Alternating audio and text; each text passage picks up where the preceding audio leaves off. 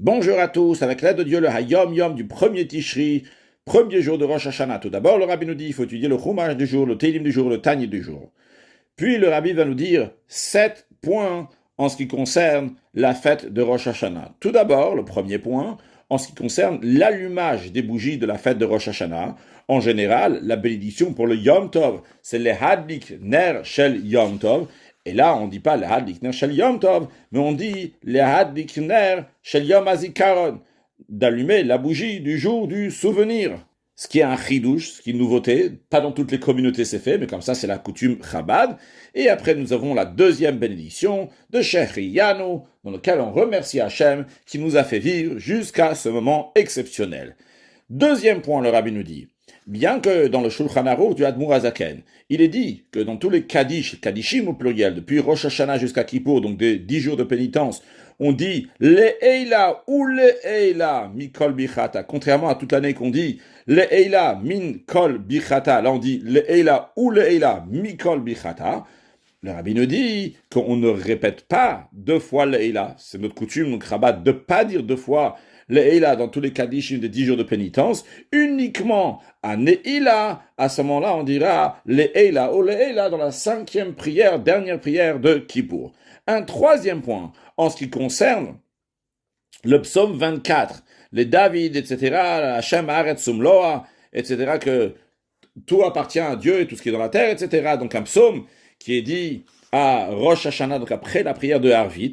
Et quand exactement il est dit, le Rabbi nous dit qu'il est dit avant Aleinu Leshabeach, ce qui veut dire d'après ça que d'abord on fait Kaddish, après on dit le psaume 24, et après on fait Aleinu Leshabeach. Maintenant, à noter que bien que c'est écrit comme ça dans le Hayom Yom, mais dans Sefer HaMinagim, dans le livre des coutumes Chabad, le Rabbi dit que concrètement, finalement, la manière qu'on fait chez Chabad, c'est qu'on dit le psaume 24 avant le Kaddish Titkabel. Et non pas avant Aleinu Leshabeach, non pas comme c'est écrit ici dans Hayom Yom. Quatrième point, en ce qui concerne le Kiddush du jour de Rosh Hashanah, on ne dit pas Ele Moade et Atkinu comme on fait dans les autres fêtes, mais on lit les versets qui sont liés avec Rosh Hashanah, Tiku, etc., Kichok, etc., et après on fait Savrimaran et Boré Peri Hagafen. Cinquième point, en ce qui concerne Tashlir, le moment donc on jette, entre guillemets, les péchés dans le fond de la mer. Tashlir bimtsul otiam kol chatotam, comme le prophète dit. Eh bien, à ce moment-là, au moment de Tashlir, on secoue les coins du talit katan, du talit qu'on porte sur nous. Un sixième point, en ce qui concerne la pomme qui est trempée dans le miel, le premier soir de Rosh Hashanah. Donc, on fait la bénédiction. Et avant de manger la pomme, on dit le Yehi Ratzon, ce qui est un grand chidouche. Le Rabbi donc développe ça. Comment al pi halacha, ça correspond et c'est bien de faire comme ça. Et c'est la coutume Chabad. On fait donc Boré Periaet sur la pomme. Et on dit le Yehi Ratzon, soit la volonté, etc. Donc on va voir une bonne et douce année.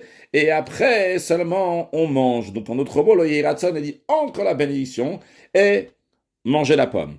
Septième point, le Rabbi nous dit qu'on mange la tête de bélier, mais on ne dit pas le Yehi Ratzon sur la tête de bélier. Le Yehi Ratzon est dit uniquement sur la pomme. À noter que dans le Sefer HaMinagim, c'est rajouté en plus qu'on mange la tête de bélier, mais qu'on mange aussi des grenades. Ce qui en ressort que chez Chabad, le soir de Rosh Hashanah, on mange la pomme, on mange de la grenade, on mange de la tête de bélier, ou bien quand on n'a pas tête de poisson.